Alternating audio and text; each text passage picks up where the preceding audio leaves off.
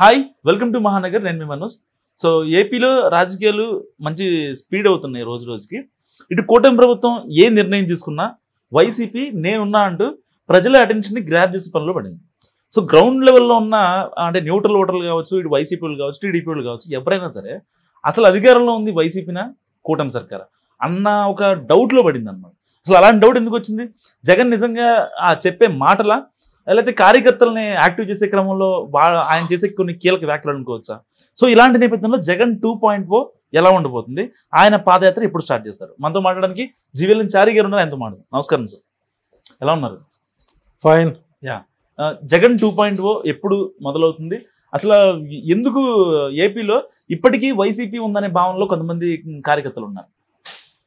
రాజకీయాలు రణరంగాలుగా మారాయని చెప్పచ్చు. కారణం ఏంటంటే పదవి కోల్పోయిన వాడు తిరిగి పదవిలోకి ఎలా వెళ్ళాలి అనే నిరంతరంగా ఆయన సైక్లింగ్ చేస్తూనే ఉంటాడు మైండ్ సెట్. పదవిలో ఉన్నవాడు తన పదవిని ఎలా కాపాడుకోవాలో చేస్తాడు. ఇక్కడ ఎవరి వ్యూహాలు వారివి, ఎవరి ఆలోచనలు వారివి, ఎవరి ఆచరణలు వాళ్ళవి. ఎవరైనా అల్టిమేట్గా బటన్ నొక్కితే కానీ విజయ దుందుబి ఎవరికో తెలియదు. ఇక్కడ రెండు అంచనాలు. ఒకటి, ప్రస్తుతానికి మన ముఖ్యమంత్రి నారా లోకేష్ అనే అంటా నేను. దాన్ని కాంట్రవర్సీగా కాదు. నేను ప్రజల తరఫున ప్రజల మనిషిని. సో ఆస్ట్రాలజర్గా నా వ్యూ వేరుగా ఉంటుంది. అది నా వృత్తి. నా వృత్తికి నా వ్యక్తిగతానికి సంబంధం లేదు. అదే సార్, మరి మన సీఎం చంద్రబాబు నాయుడు గారు కదా ఒకటి గుర్తుపెట్టుకో, అమరావతి నగరం అభివృద్ధి అవ్వాలి, నిర్మాణం జరగాలి అని అంటే లోకేష్ ముఖ్యమంత్రిని చేయాలి. ఓకే, ఇది శాస్త్రం ప్రకారమా లేకపోతే జ్యోతిషమా, ఇంకేమన్నా న్యూమరికల్ గానా? పబ్లిక్ ఎలా తీసుకున్నా నాకు అభ్యంతరం లేదు. ఇదే నరసింహాచార్యులు చంద్రబాబు గారు 2014లో గెలిచి అమరావతికి శంకుస్థాపన ముహూర్తం పెట్టినప్పుడు Times of India, Hans India, the Hindu, ANI, Aaj Tak ఈ ఛానళ్ళు మొత్తం నన్ను కవర్ చేసి ఇప్పటికే అవి మీడియాలో ఉన్నాయి. అద్భుతమైన ముహూర్తం, శంకుస్థాపన ముహూర్తం, అద్భుతమైన ముహూర్తం. ఈ ముహూర్తానికి శాస్త్రోక్తంగా జరిగితే నిర్మాణం జరుగుతుంది అని ఎలుగెత్తిన వ్యక్తిని నేను. నిజంగా ముహూర్తం చాలా పర్ఫెక్ట్గా ఉందండి. మరి ఇక్కడ మీకు డౌట్ రావాలి కదా, నేను ఇంకా ట్రాన్స్ఫర్ బయట రాలేకపోతున్నా. ఇప్పుడు ముహూర్తం బాగున్నప్పుడు మరి ఇక్కడ నిర్మాణాలు జరగాలి కదా. అవును, ఈడేంట్రా మొన్నటి దాకా జగన్ గెలుస్తాడని చెప్పి అన్నాడు, చంద్రబాబు ఓడిపోతాడని చెప్పి అన్నారు. ఇప్పుడు లోకేష్ ముఖ్యమంత్రి కావాలనుకుంటున్నాడు. మరి ముఖ్యమంత్రి వస్తేనే లోకేష్ అయితేనే అమరావతి నిర్మాణం అవుతున్నట్టున్నాడు. అసలు ఏంటి ఇక్కడ మైండ్ సెట్? అంటే ఇక్కడ మరొక రామ్ గోపాల్ వరమేమో ఏంటి అన్న ఆలోచన నాలో గట్టిగా ఉంది సార్ ఇప్పుడు చెప్పాలంటే. అంతే. ఇప్పుడంటే నేను ఎందుకు ఈ మాట అన్నానంటే, నేను మానసిక తత్వశాస్త్రవేత్తను. ఆ టైంని బట్టి ఆ రోజులంతా కట్టుబడి ఉన్నా. నేను ఫస్ట్ నా దగ్గరికి వచ్చినాయి ఛానల్స్. అవును, అది స్టార్ట్ చేసింది. ఎందుకంటే వైసీపీ పార్టీకి ఆవిర్భావ ముహూర్తానికి పార్టీ ముహూర్తం పెట్టిన వ్యక్తిని నేను. జగన్ అనే వ్యక్తి ఎవరు నమ్మడు, కానీ నమ్మాడు, పెట్టాను. తాత్కాలిక ఇబ్బందులు వచ్చాయి, గెలిచేది అయిపోయింది. ఈ నెక్స్ట్ భవిష్యత్తులో వస్తున్నారు, అదనే సెకండరీ విషయం. ఆ ముహూర్తానికి అక్కడ నిర్మాణం జరగలేదంటే ఎందుకు ఆగింది అంటే చేయవలసినటువంటి సరైనటువంటి ప్రామాణిక శాస్త్ర పద్ధతులతో అక్కడ నిర్మాణం ఆరంభించలేదు. అక్కడ కొట్టిన తేడా. బ్రహ్మస్థానం ఇచ్చిన వాడు యజమానికి, రాజుకు చెప్పాలి. అందుకే చెప్తానండి, నువ్వు ఏ పాత చరిత్రలు తీసుకోండి, శ్రీకృష్ణదేవరాయల దగ్గర తాతాచార్యులు అని మా నాన్నగారి ప్రపితామోహులు, మా ముత్తాత గారు 15వ తరంలో తాతగారు, ఆయన రాయల వారికి ఆధ్యాత్మిక గురువుగా, జ్యోతిష్య గురువుగా పనిచేశాడు. ఆయన రాస్తాడు, ఒక రాజధాని నిర్మాణం చేయడానికి కాలక్రమణిక పట్టిక అని రాశారు అప్పట్లోనే. నేను ఆ విషయాలు చెప్పాను. ఒక మహానగరాన్ని నిర్మించాలి అని అంటే ఆ మహానగర నిర్మాణానికి ఏర్పాటు చేసుకున్నటువంటి ప్రాంతాన్ని సంస్కృత పరిభాషలో కర్షకం అంటారు. కర్షకులు అంటే ఎవరు? రైతులు. అంటే కొత్తగా ఒక నాగటి సాలును తయారు చేసి ఎవరి చేత? ఒక కార్పెంటర్ ఒక వడ్రంగితో పాలకర్రతో ఒక దున్నేటువంటి నాగలిని తయారు చేసి, పాలకర్రతో కాడి ఒకటి తయారు చేసి, తొలిసారిగా కోడెదూడల్ని, తొలిసారిగా కాడి కట్టనటువంటి కోడెదూడల్ని కట్టి ఆ స్థలాన్ని దున్నించి అందులో పలసాయం వేయమన్నారు. నవధాన్యాలు కానీ, సొరగింజలు, బీరగింజలు ఇవి వేసి, ఒక వర్షం పడిన తర్వాత ఆ ప్రాంతంలో గనక మొక్కలు బాగా మొలిచి ఫలసాయం పొంది అటువంటి ప్రాంతంలో 40 శంకుస్థాపనకు ముందు రాజుతో 40 రోజుల ముందుగా దాన్ని భూమి శుద్ధి చేయాలి. దాన్ని భూశుద్ధి అంటారు. ఇవన్నీ చేశారేమో. 2014 వీడియోస్ను ఒక్కసారి క్రాస్ చెక్ చేయండి. రెండోది, అనారోగ్య పరిస్థితిలో ఉన్నటువంటి యువరాణి చేత, మహారాణి చేత పూజాది కార్యక్రమాల్లో పాల్గొనకూడదు అన్నారు. ఇది చరిత్ర, హిస్టరీ. ఒక రాజు రాజధాని నిర్మాణం చేస్తున్నప్పుడు భార్యాభర్తలు ఇద్దరు కూర్చొని చేయాలి.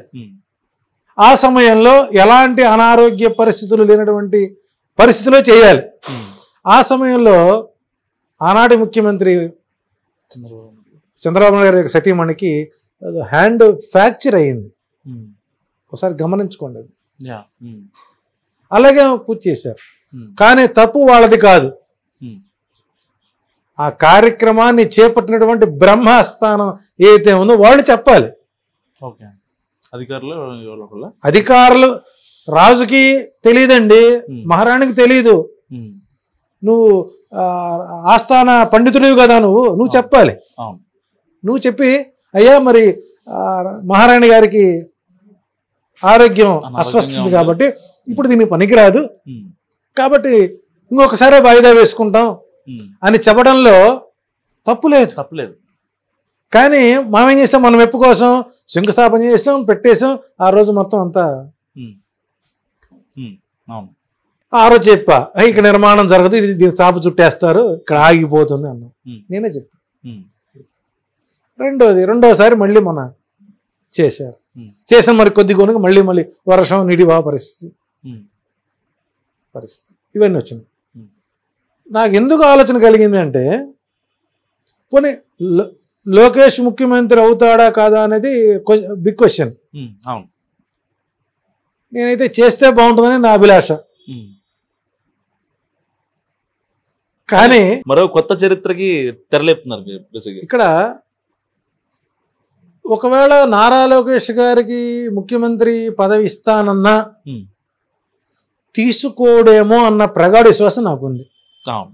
ఎందుకంటే వాస్తవం. 175 నియోజకవర్గాల్లో మహానాడును మినీ మహానాడులు చేసి అవును.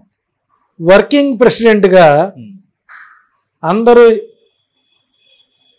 ఏకగ్రీవం ఆమోదించి మహానాడులో తీర్మానం పెట్టినా కూడా ఆయన తీసుకున్నాడా? తీసుకోలేదు. అంటే ఆయనకి ముఖ్యమంత్రి పదవి మీద ఆసక్తి లేదేమో అన్న భావన కలుగుతుంది. కానీ చంద్రబాబు నాయుడు గారి యొక్క జాతకంలో 6th and 3rd ప్లేస్ బుధవర్గానికి చెందినటువంటి గ్రహస్థితులు. కమ్యూనికేషన్ లోకేష్ గారుని అమరావతి నిర్మాణ సంధానకర్తగా ఒక వ్యవస్థను తయారు చేసి పూర్తి బాధ్యతలు ఆయనకు అప్పచెప్పేస్తే 2026 నవంబర్ నుంచి అమరావతి నిర్మాణం జరుగుతుంది. అమరావతి గెజెట్ కూడా తీసుకురాగలుగుతాడు. ఇప్పుడు మీరు చెప్పే అనాలిసిస్ ప్రకారం ఒక రకంగా లోకేష్ గారు సీఎం అవడానికి జగన్ గారు ఒక రకంగా ఇండైరెక్ట్ గా హెల్ప్ చేశారు అనుకోవచ్చా? 100% అండి. వ్యక్తిగత దూషణలు, వ్యక్తిగత హననం రాజకీయాలు ఎప్పుడు లబ్ధి పొందుతుందంటే అది అబద్ధం అండి. అవును, బాగా చెప్పారు. ఇది వైసీపీ పార్టీకి ఒక చెంపపెట్టు లాంటిది. అవును, అవునండి. ఎవరు అవునన్నా ఎవరు కాదన్నా ఇక్కడ ఎవరు ఎన్ని పెళ్ళిళ్ళు చేసుకుంటే మనకెందుకు? ఎలక్షన్ కమిషనే ఆమోదించి ఆయన నామినేషన్ స్వీకరించింది. ఎమ్మెల్యేగా అధికారం వచ్చింది. పోనీ ఏమైనా రాజ్యాంగంలో ఏమైనా చేసుకోకూడదు ఏమైనా ఉందా? లేదు. లీగల్గా డివోర్స్ ఇస్తారు, చేసుకుంటారు. లేదంటే ఆయన ఓపెన్ నా కర్మ నన్ను ఏం చేస్తారు, అట్లా పట్టింది నాకు దరిద్రం. మీ కర్మ బాగుంటే మీరు అలా చేసుకున్నాను చెప్పన్నాడు కదా. సో కాబట్టి ఏంటంటే ఇక్కడ రాబోయే రోజుల్లో చినరాజా వారిని మనం చూడబోతున్నాం. ఇక శంకుస్థాపనలు ఏమన్నా డైరెక్ట్గా పలుకుబాతి పిల్లర పెడతామే. మీరు చెప్పిన దాని ప్రకారం ఒకవేళ లోకేష్ గారు ఇదిగా అయ్యి అమరావతి మొత్తం మంచిగా ఉంటే తెలుగు ప్రజలంతా హ్యాపీ, అంతా బాగా 100%. కానీ ఇక్కడ అంటే జగన్ అనే వ్యక్తి నెక్స్ట్ 2029 టార్గెట్ గా పావులు కదులుతున్నారు. అది ఒక చాప కింద నీరులా కదులుతుంది ఏపీలో. సో ఇలాంటి టైంలో ఒకవేళ జగన్ పాదయాత్రను పెడితే, లేదంటే 2.1 స్టార్ట్ చేసి కార్యకర్తల్లో ఒక ఉత్సాహాన్ని నింపితే వాళ్ళల్లో ఆ వైబ్ ఎలా ఉండే అవకాశం, దానికి కూటమి సర్కార్ తట్టుకోగలదా? ఇక్కడ మనకు ప్రామాణిక గ్రంథం భగవద్గీత.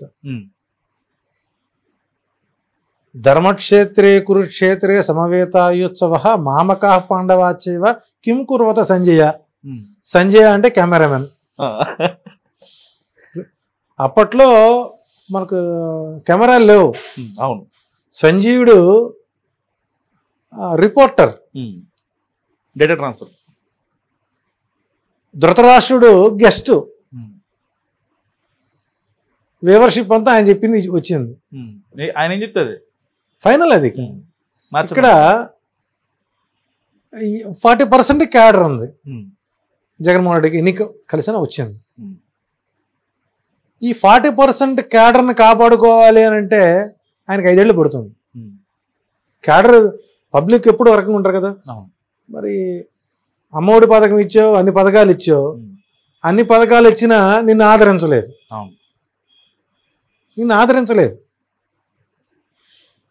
నువ్వు మళ్ళీ వచ్చి ఈ పథకాలే పెడతానన్నా ఆదరిస్తారని గ్యారెంటీ ఏముంది?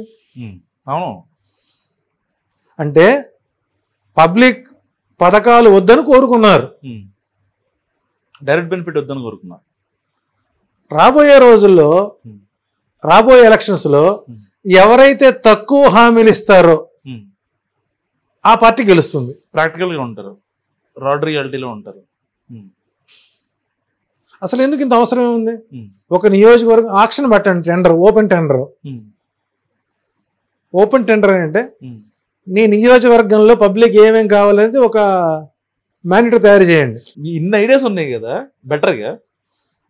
రాబోయేటువంటి ఆంధ్రప్రదేశ్లో 2 హామీలు ఇవ్వగలిగితే ఆ పార్టీ గెలుస్తుంది. ఓకే. ఉచిత విద్య, ఉచిత వైద్యం. ఇక ఈ ఏమంటారు ఆ ఇన్సూరెన్స్ ఈ ఇన్సూరెన్స్ లేవు. పోయినా సరే LKG to PG లేదా కనీసం డిగ్రీ, LKG to డిగ్రీ సంబంధించినటువంటి ఉచిత విద్య. ఇక నువ్వు నెలకి అమ్మఒడి ఇవ్వాల్సిన అవసరం లేదా, తల్లికి వందనం అవసరం లేదు. ఈ రెండు మిగిలిపోతాయి, డైరెక్ట్గా వాళ్ళ అకౌంట్కి వెళ్ళిపోతాయి, డైరెక్ట్ ప్రభుత్వమే. ఇంకా అవును. అట్లాగే హెల్త్ కొన్ని కోట్లు ఖర్చు పెడుతున్నారు. అవును. ఎక్విప్మెంట్స్ అని, వెహికల్స్ అని, డైరెక్ట్ ఇండైరెక్ట్ అని బోర్డులు ఉంటాయి దాంట్లో. దాంట్లో ఇంకొద్దిగా బడ్జెట్ అవుతుంది. ఆ రెండు కానీ వన్ టైం సెటిల్మెంట్ మొత్తం వెళ్ళిపోతుంది. టోటల్ డిగ్రీ వరకు చదువుకున్నంత ఫ్రీ. ఇంకా ఆ పై చదువుతూ ఉంటే నీ ఇష్టం, మా సంబంధం లేదు. ఒక సగటు భారతీయుడు, సగటు కుటుంబంలో చదువుకున్న విద్యార్థిగా ఉండాలంటే డిగ్రీ పాస్ అయ్యి డిగ్రీ ఉండాలి. ఆ తర్వాత నీ ఓపిక. అది అన్ని సంపన్న కుటుంబాలకి, అన్ని దారిద్ర్యపు రేఖ దిగులు ఉన్న వారికి. కానీ మీరు చెప్పేవి వాళ్ళకి అర్థం అవ్వాలంటే వాళ్ళకి కూడా మినిమం డిగ్రీ ఉండాలి సార్. ఏంటి చేసేయండి. అట్లాగే ఉచిత వైద్యం ఇచ్చేయండి పబ్లిక్కి, హెల్త్ అండ్ ఎడ్యుకేషన్. రైతాంగాన్ని కాపాడండి. ఇంకా అవసరం లేదు కదా. ఇప్పుడు ఒక ఇంటి ఇద్దరు విద్యార్థులు ఉన్నారంటే సంవత్సరానికి 4 లక్షలు ఖర్చు పెడతారు వాళ్ళు ప్రైవేట్ స్కూల్స్లో. వాళ్ళు మిగిలినట్టే కావి. అవసరం టెస్టులు పెట్టు, ఎంట్రన్స్లు పెట్టు. సో ఇక్కడ రాబోయేటువంటి ఎలక్షన్స్లో తక్కువ హామీలు ఇచ్చేటువంటి రాజకీయ పార్టీ విన్ అవుతుంది. అది వాటి మీద ఏ పార్టీ అయినా కానీ. రెండోది, సరే దాడులు జరుగుతున్నాయి, సోషల్ మీడియా దాడులు జరుగుతున్నప్పుడు నా మీద కూడా జరిగింది. నా 2 కార్లు పగలగొట్టారు, ఆఫీస్ పగలగొట్టారు. అప్పుడు నేను కర్మ అనుభవించా. నేను వాగిన పిచ్చివాగుడు అనుభవించా, అయిపోయింది. ఆ తర్వాత ఒకసారి ఎప్పుడే ఒక మనిషి ఆత్మావలోకనం చేసుకుంటాడు. మనం ఎక్కడ తప్పు చేస్తాం, ఎక్కడ మాట్లాడాం రిమైండ్ చేసుకోవాలి. అది చేసుకోకపోతే అది మనిషి కాదు. నిజంగా ఆ పాయింట్లో నేను మీకు, ఎందుకంటే తప్పుని తెలుసుకొని ఇది అవ్వడం చాలా ముఖ్యం. నేను వెంటనే వచ్చాను, నా ఎస్టిమేషన్ తప్పింది, నేను తక్కువ మాట్లాడాను, క్షమించండి అన్న. నేను మళ్ళీ అన్ని ఛానల్ అమ్మడి తిరిగి, అయ్యా మీ ఛానల్ నేను గురించి చెప్పాను, ఆ వీడియో తీసేయమని అడగల. ఆల్రెడీ చెప్పేశారు కదా మీ స్టాండ్ ఏంటో. ఇంకా ఆ స్టాండ్ చెప్పాను, నా వీడియోస్ తీయించలేదు. కారణం అంటే నేను కట్టుబడి ఉన్నాను. మళ్ళీ అదే సోకాల్డ్ అదే ఆస్ట్రాలజర్ మళ్ళీ కొత్త వీడియో చేసి మేము చెప్పింది నిజమైంది. ఇందాక ఎవరో మీ ఎంప్లాయ్ చెప్తున్నారు, ఇరాన్ ఇజ్రాయల్ ఇది సంబంధించి మీరు చెప్పింది నిజమైంది. సో అది వాళ్ళ సొంత. ఇప్పుడు అలా నేను జరిగిందని చెప్పినా కూడా ఇబ్బంది. ఇప్పుడు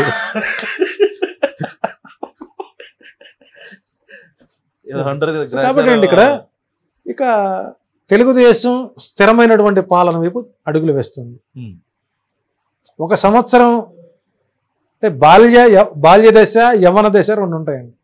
ఒక పుట్టిన పిల్లవాడు బోర్లా పడటానికి 3 నెలలు పడుతుంది, పాకటానికి 6 నెలలు పడుతుంది, నుంచోడానికి 9 నెలలు పడుతుంది, నడవడానికి 1 సంవత్సరాలు పడుతుంది. ఇది క్యాజువల్గా మన ఇంట్లో జరిగే సంఘటనే. పుట్టిన పిల్లవాడు బోర్లా పడటానికి 3 నెలలు పడుతుంది, వాడు లేచి కూర్చోడానికి 6 నెలలు పడుతుంది, లేచి నుంచి 9 నెలలు పడుతుంది, అడుగులు వేయడానికి 1 సంవత్సరం పడుతుంది.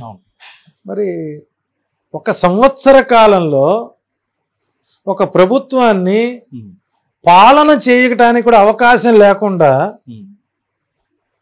మనం 2.0 పెడతాం, 3.0 పెట్టుకుంటాం, 1.0 మాట్లాడతాను అనేటువంటిది ఏంటంటే తన క్యాడర్ని కాపాడుకోవడానికి అన్నా అయి ఉండాలి. లేదా మనం యాక్టివ్గా లేదా రాజకీయ సమాధి అవుతాము అన్న ఒక సంఘర్షణ అన్న అవ్వాలి. సో కాబట్టి ఇక్కడ నాకు తెలిసిన అంచనా ప్రకారం జగన్మోహన్ రెడ్డి కొంత దిగ్భ్రాంతిలో ఉన్నాడు. ఇంకా ఇంకా ఎలక్షన్ నుంచి దెబ్బగా కోలుకోలేదేమో, ఆ ట్రాన్స్ నుంచి బయట రాలేకపోయినాడు అనేటువంటిది నా అంచనా. అయితే ఇక్కడ పాదయాత్ర లాంచ్ చేస్తానని చెప్పి ప్రకటించారు. పాదయాత్రలను ఆదరించేటువంటి వ్యవస్థ పోయిందండి. కొత్త ఒక వింత పాత ఒక రోత. అవును, ఏముంది, పాదయాత్ర వస్తారు జనం, 1-2 సార్లు అప్లై అయిందంటే అది పాతే కదా, పాతే. కొత్త అవుతుంది కదా. సో కాబట్టి పాదయాత్రలను చూసి మళ్ళీ ప్రభుత్వం అనేది వస్తుంది అని అనుకుంటే చివరికి మనకు ఒక సామెత ఉన్నది, అలు పెరగని బాటసారి బహుదూరం బాటసారి పరిస్థితి. కాబట్టి ఇక్కడ ఆయన చేయాల్సిందంటే గ్రామ స్థాయి నుంచి సమీక్షలు చేసుకుంటారు, గ్రామ స్థాయిలో ఉన్న క్యాడర్ని కాపాడుకోవాలి. సో ఆ క్యాడర్ మొత్తం ఆల్రెడీ చిన్నాభిన్నం అయిపోయింది. ఎవరో 10%, 20% అంటి పెట్టుకొని ఉన్నారు తప్ప క్యాడర్ అనేది కనబడతలేదు. సో నా అంచనా ప్రకారం 2029 కూడా ఒక యుద్ధం నడుస్తుంది అనే చెప్పచ్చు. 70% మళ్ళీ ఈ ప్రభుత్వానికే అవకాశాలు ఉండొచ్చు అన్న భావన కలుగుతుంది. సో కాబట్టి ఇక్కడ లోకేష్ ప్రధానమైన ముఖ్యమంత్రి అవ్వడం అనేటువంటిది రాబోయేటువంటి రోజుల్లో ఒక అవశ్యం. ఎందుకంటే అతనికి ఒక జీన్ కనబడుతుంది, కసి ఏదో చెయ్యాలి, ప్రక్షాళన చేయాలి అనే ఆలోచన కనబడుతుంది. అతని యొక్క మాట తీరు, ఆ స్పీచ్ కొంత అతనిలో పరిణితి చెందుతోంది. డైరెక్ట్ అటాక్ చేయడం ఒకటి, ప్రతి విషయానికి స్పందించడం ఒకటి. సరే ఈ రెడ్ బుక్ అంటారా, తప్పు లేదు.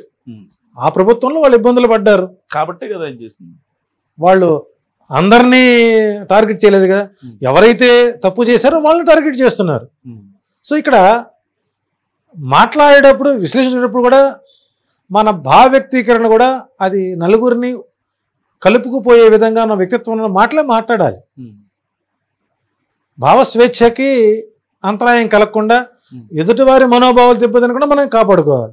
సో కాబట్టి ఇక్కడ 2.0 అనేటువంటిది ఇంకా సమయం ఉంది కాబట్టి చూద్దాం ఏం జరుగుతుందో. ప్రస్తుతం అయితే మీరు అన్నట్టు క్యాడర్ కూడా అనుకోవట్లేదు, ముఖ్యమంత్రి జగన్మోహన్ రెడ్డి అనుకోవట్లేదు. అది మీ మిస్టేక్. సో ముఖ్యమంత్రి నారా లోకేష్ తండ్రికి ఆలోచనలకి తగినట్టుగా తాను ప్రవర్తించుకోవడం, ఎక్కడ కూడా తండ్రి కంటే ఇంకొక మాట ఎక్కువ మాట్లాడుతున్నాడు, ఇంకా క్లారిటీ ఇస్తున్నాడు. సో అతను పూర్తి స్థాయిలో పరిణితి చెందినటువంటి రాజకీయ నాయకుడిగా భవిష్యత్తు ఆయన ఉంది. కాబట్టి ఇంకొద్ది సమయం తీసుకుని ఇంకొద్దిగా పాలన పట్టొచ్చిన తర్వాత అతన్ని చేయడం అనేటువంటిది చారిత్రాత్మకమైనటువంటి అంశంగా తీసుకుని చేస్తే మంచి ఫలితాలు భవిష్యత్తులో రాబోతాయి. Thank you sir, thank you. So ఇది జీవన్ గారి కామెంట్స్ చూస్తున్నాండి మహానగర్.